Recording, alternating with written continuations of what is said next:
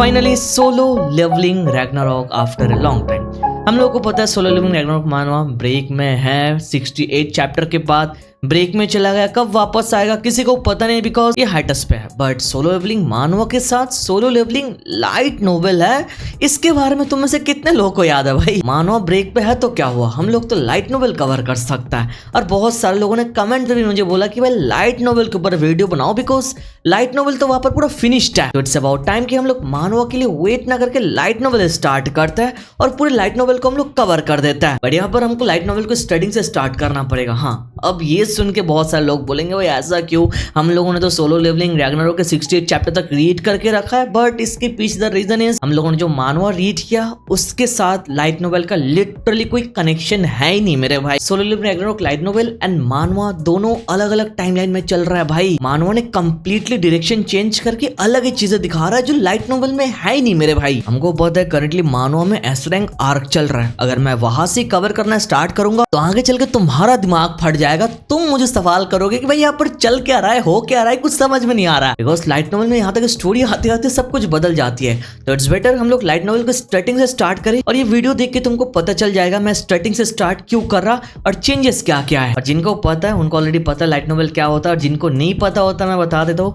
Light novel मानवा की तरह नहीं होता है कि बहुत सारे पैनल्स वगैरह रहता है, कुछ भी नहीं होता है पैनल, बस वर्ड्स होता है टेक्स्ट में। तो दोस्त who are interested can enjoy this video. अगर बढ़िया रिस्पॉन्स मिले तो हम लोग पूरी लाइट नोवेल को कवर कर देंगे। स्टोरी स्टार्ट होती है जिनो के बेटे संग सो से, जो कोरिया यूनिवर्सिटी में एक आर्ट स्टूडेंट है। सो को बचपन की कोई बात याद नहीं बिकॉज जिन्होंने उसके पावर को यूज करके सो के सारे मेमोरीज को मिटा दिया, मतलब सील कर दी ताकि यहाँ पर सो एक नॉर्मल लाइफ लीड कर पाए। लेकिन सो को अक्सर सपने आता है जहाँ वो बड़े बड़े मॉन्स्टर के साथ फाइट कर रहा होता है। बट उसको यहाँ पर पता नहीं ये जितना सब कुछ वो देखता है ये सपने नहीं, ये उसकी पुरानी यादें हैं जो उसने करके रखा है उसकी ट्रेनिंग की जो संग जिन्होंने शैडो डंजन में दिलवाई। कहानी में ट्विस्ट तब आता है जब सो की यूनिवर्सिटी में अचानक से गेट खुल जाता है। इस गेट से मिस्ट बर्न्स नाम के कुछ खतरनाक मॉन्स्टर्स बाहर आने लगता है। सब लोग वहां पर डर के मारे भाग रहे होते हैं, बहुत सारे लोग मर जाते हैं। ये सब कुछ देख के सो भी थोड़ा पैनिक करता है, बट लोग वहां पर मुसीबत में थे तो सो यहाँ पर अपने अंदर के हीरो को जगा लेता है। वो एक आयरन पाइप उठाता है, लड़की को बचाने के लिए मॉन्स्टर से भिड़ जाता है इस पाइप को यूज करके। लेकिन जैसे कि वो अभी तक अवेकन नहीं है, उसके पास अपना पावर आया नहीं, तो एक मॉन्स्टर आके सो को अटैक करता है उसके छाती पे, जिससे उसका चेस्ट वहां पर वो चीर देता है। सो वहां पर अकेले तड़पने लगता है, बचाने के लिए कोई था नहीं, मौत के करीब आ चुका था। तभी वो जो ब्लू सिस्टम आता है संग जिनो के टाइम, वही सेम सिनारियो सो के साथ भी होता है। आगे हमको पता चलता है ये जो सिस्टम है ये संग जिनो का बनाया हुआ एक बैकअप प्लान था। अगर सो की लाइफ कभी खतरे में होगी, अगर संग जिनो वहां पर नहीं होगा तो सिस्टम ऑटोमेटिकली एक्टिवेट हो जाएगा और सो वहां से बच जाएगा। तो ऐसा ही होता है, सिस्टम ऑटोमेटिकली एक्टिवेट होता है। सो जैसे सर्वाइवल एक्सेप्ट करता है उसकी सोल एक शैडो डंजन में चली जाती है और वहां पर उसको मिलता है बेरू, जो पहले जैसा जायंट किंग टाइप का नहीं, वो एक क्यूट छोटा सा क्रीचर बन चुका है। बिकॉज डायमेंशन क्रॉस करके अर्थ में आते आते उसकी जो एनर्जी है वो पूरी ड्रेन हो चुकी है। आगे बेरू सो को सब कुछ एक्सप्लेन करता है, सो को यहाँ पर लेवल अप करना पड़ेगा उसकी खोई हुई शक्ति को वापस लाने के लिए। आगे सो शैडो डंजन में जाता है, वहां पर उसके पुराने कॉम्बैट इंस्टिंक्ट्स बाहर आता है और वो वहां पर मॉन्स्टर्स को हरा के लेवल अप करता हुआ जाता है। सो शैडो डंजन में जैसे लेवल अप करता है रियल वर्ल्ड में उसकी पूरी बॉडी वैसे हील हो जाती है और वो एक अवेकेंड हंटर बन जाता है फाइनली। तो बेसिकली शैडो डंजन में लेवल अप करने के कारण इस दुनिया में जैसे वो मर चुका था यहाँ पर वो वापस जिंदा हो जाता है बिकॉज उसकी बॉडी हील हो चुकी है। आगे सो बड़ी आसानी से सारे मिस्ट बर्न्स को हरा देता है, जो देख के सारे हंटर एसोसिएशन के हंटर्स शॉक हो जाते कि ये बंदा कौन है और ये सब कुछ कैसे कर रहा है। और इस फर्स्ट आर्क के एंड में सो को वही पुराने ट्रेनिंग के वो सारे चीजें मिलता है जैसे जिन्हों को मिला करता था, 100 पुशअप्स, 100 सिटअप्स, रनिंग वगैरह, वही सेम रूटीन। अब एट दिस पॉइंट सो समझ आता है उसकी जो नॉर्मल लाइफ है उसकी जर्नी यहाँ पर खत्म हो चुकी है। आगे सो को पता चलता है उसका बाप संग जिनो यूनिवर्स में आउटर गॉड्स के साथ फाइट कर रहा है, उनको रोक के रखा है ताकि वो लोग इस दुनिया में इन्वेंशन ना कर पाए। तो जब तक जिनो वहां पर है तब तक सो को इस अर्थ की जिम्मेदारी लेनी पड़ेगी ताकि यहाँ पर कुछ ना हो। और यहीं पर ये फर्स्ट आर्क खत्म होता है और इसी आर्क के साथ सो की जर्नी एडवेंचर शुरू हो जाती है। अभी मुझे पता है सारे मानव रीडर्स को शायद यहाँ पर लग रहा है ऑलमोस्ट बहुत कुछ सिमिलर ही है, बट ट्विस्ट आगे के आर्क्स में आने वाला, जो देख के तुमको पता चलेगा चेंजेस कितना ज्यादा है। हंटर की जर्नी की बात सो की असली जर्नी डी रैंक डंजन से स्टार्ट होती है। सो को अब अपनी पावर को टेस्ट करने के लिए एक असली डंजन में जाना था, इसलिए वो एक इलीगल शैडो डंजन या फिर एक फेक डंजन ज्वाइन करता है ताकि वो हंटर एसोसिएशन के नजर में ना आए। ये सब वो इसलिए कर रहा है ताकि वो लेवल अप कर सके। इस रेड में उसके साथ कुछ ऐसे लोग होता है जो सू को कमजोर समझता है, और सू के साथ बेरू होता है जो लगातार उसको गाइड करता हुआ जाता है। डंजन में एंट्री करने के साथ ही सू रियलाइज करता है इस डंजन में जो डी रैंक के मॉन्स्टर्स है ये कोई आम मॉन्स्टर्स नहीं है, बल्कि यहाँ के मॉन्स्टर काफी वियर्ड एंड बहुत ही स्ट्रॉन्ग है। सो उन लोगों को हराने लगता है। हराने के बाद पहली बार अपने शैडो एक्सट्रैक्टर को यूज करता है। ये वही एबिलिटी है जहाँ पर वो शैडो एक्सट्रैक्ट करके अपनी आर्मी बना पाए। इसी आर्क के चलते सू मिलता है लिमिंग संग जैसे कैरेक्टर से, और इसी आर्क के चलते सू बस यहाँ पर अपना फिजिकल स्ट्रेंथ यूज नहीं करता है, इसी के साथ वो ये भी दिखाता है वो अपने बाप की तरह एनालाइज करने में भी कितना बढ़िया है। डंजन के बॉस रूम में सू का सामना होता है एक जायंट मॉन्स्टर से।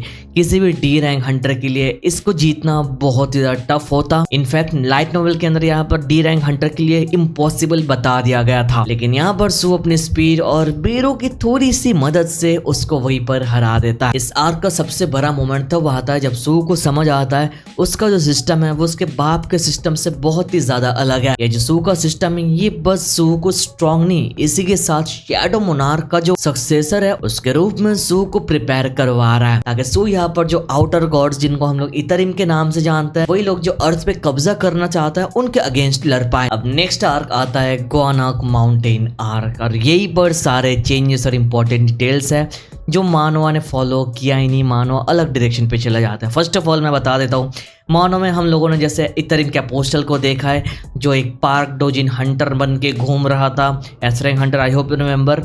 यहाँ पर ये बंदा एग्जिस्ट करता ही नहीं। Yes, you heard it right. यहाँ पर मानो की तरह बस एक अपोस्टल नहीं, बहुत सारे अपोस्टल्स है, हाई प्रीस्ट है और बहुत सारे अलग अलग सिनारियो है जिसमें स्टार्टिंग में थोड़ा ब्रेक डाउन कर देता हूँ ये आगे स्टार्ट करने से पहले। यहाँ पर सबसे पहले समझते हैं दुश्मन को। जो इतरिम है ये कोई मामूली मॉन्स्टर्स नहीं है, ये दूसरी यूनिवर्सेस के आउटर बीइंग्स है, यानी क्रिएटर्स है ब्रोस। जब अर्थ का एब्सोल्यूट बीइंग मर गया तो इन भूखे देवताओं की नजर हमारे अर्थ पर पड़ती है, बट ये लोग अर्थ पर नहीं आ सकते क्योंकि हमारा जो शैडो मोनार्क संग जिनू है वो यूनिवर्स के बॉर्डर पे अकेले खड़ा है, उन्हें वहीं पर रोक के रखा है। तो इसीलिए जो यहाँ पर इतरिम है, जो आउटर गॉड्स है, उन लोगों ने एक बढ़िया वे निकाला, दैट इज इनफिल्ट्रेशन। वो कैसे? आउटर गॉड्स ने हमारे दुनिया में एक कल्ट बनाना स्टार्ट किया।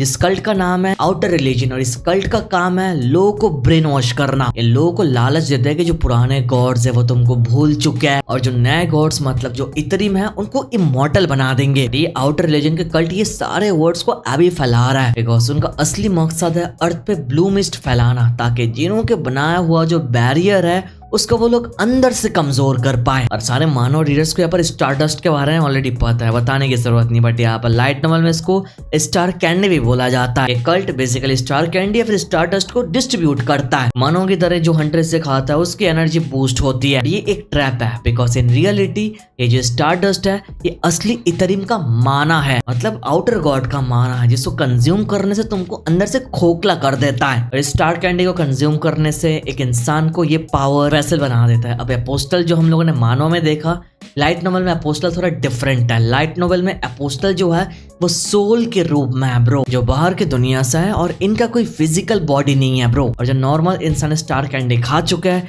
जिनकी बॉडी माना बहुत ही ज्यादा स्ट्रॉन्ग है, वो लोग अपोस्टल के सोल को अपनी बॉडी में होस्ट करता है, मतलब वो लोग यहाँ पर एक वैसल बन जाता है।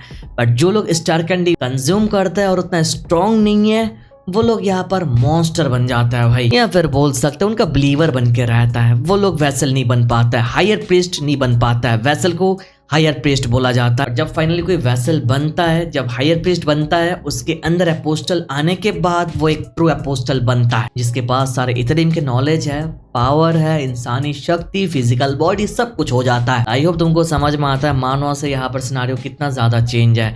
और यहाँ पर ये जो कल्ट है आउटर रिलीजन का, इसी कल्ट के साथ हमारा लिमिंग संग जुड़ जाता है। तो वॉनक माउंटेन आर्क में हम लोग ये सिनेरियो देखने वाले हैं। अब हम लोग इस आर्क को स्टार्ट करता है। इस वॉनक माउंटेन आर्क में हम लोग एक छोटे कोरैप्ट ग्रुप को देखते हैं, लाइक हंटर कोरैप्ट ग्रुप जो हाइना गिल्ड के बेस पे था। ऊपर से देखने में तो एक लो लेवल गिल्ड लगती है, लेकिन अंदर से यहाँ पर एक बहुत ही बड़ा काला धंधा चल रहा है। और इन सब का लीडर था ब्रॉकी, जो बहुत ही ज्यादा खतरनाक विलन है। यहाँ पर ब्रॉकी और उसके गिल्ड वॉनक माउंटेन के फील्ड डंजन में जो नॉर्मल इंसान है उनकी किडनैपिंग करते थे, मैजिकल बीस्ट पर टॉर्चर करते थे, और सबसे बड़ी बात वो एक इलीगल ट्रैक मैन्युफैक्चर कर रहे थे जिसका नाम है स्टारडस्ट। और स्टारडस्ट के बारे में सबको पता है, कंज्यूम करने से क्या होता है, इसका साइड इफेक्ट क्या है, राइट। तो ये स्टारडस्ट इस पूरी आर्क का रूट है ब्रो, ताकि बेरू और सो को पता चलता है यहाँ पर वॉनक माउंटेन में यहाँ पर गलत काम चल रहा है स्टारडस्ट को लेके, ताकि सो डिसाइड करता है वो इस चीज को जड़ से उखाड़ देगा। तो आगे चल के सो अकेले बिना किसी की मदद की आना गिल्ड के बेस पे रेड मार देता है। यहाँ पर जो एक्शन सीक्वेंस होता है वो एक अलग लेवल का था, बट यहाँ पर जैसे कोई पैनल नहीं है हम लोग यहाँ पर देख नहीं सकते। बट उस बेस के गार्ड्स को सो ऐसे क्लियर करता है कि वहां पर कोई था ही नहीं इतनी आसानी से। इस आर्क में फाइनल शोडाउन होता है ब्रॉकी एंड सो के बीच। यहाँ पर ब्रॉकी को लगता है वो अपने ब्रूट फोर्स से सो को हरा देगा, बट सो के आगे उसकी एक भी नहीं चलती। सो बिना किसी दया के ब्रॉकी का काम वहीं पर तमाम कर देता है। Yes, Brocky is officially dead. Brocky को खत्म करने के बाद वहां के जितने ट्रैप लोग आए जिनके ऊपर टॉर्चर चल रहा था, सारे लोगों को सो बचा देता। और वहीं पर एक केज में वो नोटिस करता है एक छोटा सा वुल्फ बीस्ट जो एक्चुअली में फैंग ऑफ रकान का डिसेंडेंट्स है। तो आगे उसका नाम ग्रे रखता है, जो ऑलरेडी हम लोगों ने मानो में देखा, और उसको अपने साथ ही रख देता है। बट ये सिनेरियो यहीं पर खत्म नहीं होता है, बिकॉज आगे का सिनेरियो और भी थिक होता है कि ना यहाँ पर स्टारडस्ट का काम चल रहा है, और स्टारडस्ट के साथ लिमिंग संग बहुत ही हैविली इन्वॉल्व था। और जैसे कि इस पूरे ऑपरेशन का असली मास्टरमाइंड कोई और नहीं, ग्रीम रिपर गिल्ड का वाइस सीईओ लिमिंग संग था, जो अपने गिल्ड लीडर ताइगी को हेड करता है, उसको अंदर से मारना चाहता। उसका अल्टीमेट गोल था स्टारडस्ट को इकट्ठा करके इतना पावरफुल एक आर्मी क्रिएट करने का कि वो यहाँ पर अपने गिल्ड लीडर को रिप्लेस करके खुद एस रैंक हंटर बन के वहां पर लीड कर सके। लेकिन सो वॉनक माउंटेन में अटैक करने से उसका पूरा प्लान हिल जाता है। उसकी स्टारडस्ट की सप्लाई चेन डिस्ट्रॉय हो जाती है और उसके सीक्रेट बाहर आने का खतरा मंडराने लगता है। लिमिंग संग पूरी तरह से पैनिक मोड पे आ जाता है। उसके पास बस एक ही रास्ता बचता है, एंड दैट इज उसके सबसे पावरफुल एलाई के पास जाना। ताकि लिमिंग संग अपनी जान और रेपुटेशन बचाने के लिए भागते हुए एक अंडरग्राउंड वीआईपी क्लब में जाता है। और यहाँ पर उसकी मुलाकात होती है अर्शा से, जो लिमिंग संग के लिए एक बहुत ही ज्यादा क्लोज एलाय है, या फिर लिमिंग संग का सबसे पावरफुल एलाय बोल सकते हैं अर्शा को। यहाँ पर आगे लिमिंग संग को लगता है यहाँ पर जो अर्शा है वो उसकी पार्टनर इन क्राइम है और उसको इस मुसीबत से बचा लेगी। और यहाँ पर आता है स्टोरी का सबसे डरावना ट्विस्ट, जिसके बारे में मानो रीडर्स को पता है अर्शा कोई ह्यूमन नहीं है, वो यहाँ पर बेसिकली एक मोनार्क का डिसेंडेंट है। यस, इंसेक्ट मोनार्क का डिसेंडेंट। जैसे लिमिंग संग उसकी मदद मांगता है वहां पर जाके, वहीं पर अर्शा अपनी असली रूप दिखाती है। अर्शा बहुत ही कोल्ड वे में लिमिंग संग को बताती है लिमिंग संग हमेशा से ही अर्शा के लिए एक कीड़ा था, एक इंसेक्ट था ब्रो, जिसे अर्शा अपने फायदे के लिए यूज कर रही थी। और ये लाइन खत्म करने के बाद अर्शा अपने पैरासिटिकल इंसेक्ट को लिमिंग संग के अंदर इंजेक्ट कर देती है। ये सीन नोवेल में बहुत ही डिस्टर्बिंग एंड डिटेल्ड है। आगे लिमिंग संग की चीखें निकल जाती है जब उसकी स्किन फटने लगती है, उसकी बोन्स ट्विस्टेड होती है और उसका ह्यूमन फॉर्म पूरी तरह से डिस्ट्रॉय हो जाता है ब्रो। अर्शा के पैरासाइट्स लिमिंग संग को एक भयानक ह्यूमनॉइड बी मॉन्स्टर में ट्रांसफॉर्म कर देता है। आगे लिमिंग संग अपनी सारे मेमोरीज, कॉन्शियसनेस और जो ह्यूमैनिटी है वो कंप्लीटली खो देता है। वो आगे चल के बस अर्शा का एक माइंडलेस ब्लड थर्स्ट पुतला बन के रह जाता है bro. Yes, you heard it right. अब लिमिंग संग आगे ह्यूमनॉइड बी मॉन्स्टर बनने के बाद सड़कों पे तबाही मचाने निकल पड़ता है, आसपास की चीजें डिस्ट्रॉय करने लगता है, लोगों को मारने लगता है। और वहीं पर एंट्री होती है हमारे हीरो संग सोहू की, और यहीं पर स्टार्ट होती है एक epic life and death battle. Liming Sang का मॉन्स्टर फॉर्म बहुत ज्यादा पावरफुल था, उसके पास पॉइजन लाइक अटैक और इंसेक्ट लाइक स्पीड थी। लेकिन सो के पास भी उसके नए एबिलिटीज, बेरू का गाइडेंस और इजी के साथ उसका नया कंपेनियन ग्रे भी था। ग्रे के साथ कंबाइन होके कॉम्बो अटैक यूज करके बी मॉन्स्टर लिमिंग संग को वो कॉर्नर कर देता है। और आखिर में सो यहाँ पर एक फाइनल डिवास्टेटिंग ब्लो देके लिमिंग संग को अलग अलग हिस्सों में डिवाइड कर देता है। हाँ भाई, इतना ब्रूटल था, जिससे लिमिंग संग वहीं पर ऑफिशियली मर जाता है। बट वहीं पर आगे आता है एक twist.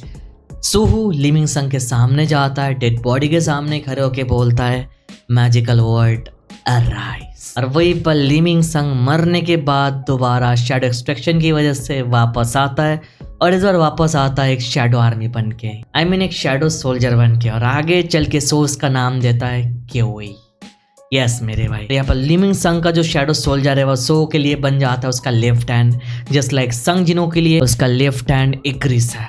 Exactly, you heard it right. But ये पूरे सिनारियो को मानव से हटा दिया गया, मानव एक अलग वे में चल रहा है। दिस इज द रीजन मैंने स्टार्टिंग में बोला हम लोग को रैग्नारोक लाइट नोवेल स्टार्टिंग से कवर करना पड़ेगा, नहीं तो तुमको कुछ समझ में नहीं आएगा। मानो में लीमिंग संग को अपोस्टल ने सब कुछ किया था, बट यहाँ पर अर्शा वाज देयर। लीमिंग संग मानो में बस मर गया था, बट यहाँ पर उसको मारने के बाद उसका शैडो सोल्जर बाहर आता है और सू का लेफ्ट हैंड बन जाता है आगे चल के। बट आगे अर्शा का जो सिनारियो होता है, जो मानो में दिखाया नहीं गया, जो लाइट नोवेल में दिखाता है, वो देख के तुम्हारा दिमाग फटने वाला है if you are a Solo Leveling fan. But उसको हम लोग नेक्स्ट वीडियो में कवर करेंगे। फॉर नाउ मुझे बस इतना जानना है, क्या तुम लोग चाहते हो लाइट नोवेल हम लोग आगे कवर करें या फिर नहीं? इफ यस 2-3 हज़ार कमेंट्स करो, देखते हैं। अगर हो जाएगा तो मैं जरूर इसको कंटिन्यू करूंगा एकदम एंड तक। It would be more like कि सोलो लेवलिंग लाइट नोवेल तुम लोग अलग से एंजॉय कर रहे हो, मानवा वापस आने के बाद उसकी स्टोरी अलग से एंजॉय करोगे, बिकॉज दोनों का टाइमलाइन स्टोरी अलग है। अगर वीडियो तक देख रहे हो तो make sure to hit like button, channel पर ना हो तो प्लीज सब्सक्राइब कर देना। Thank you so much for watching this video. तो मिलता है नेक्स्ट वीडियो में।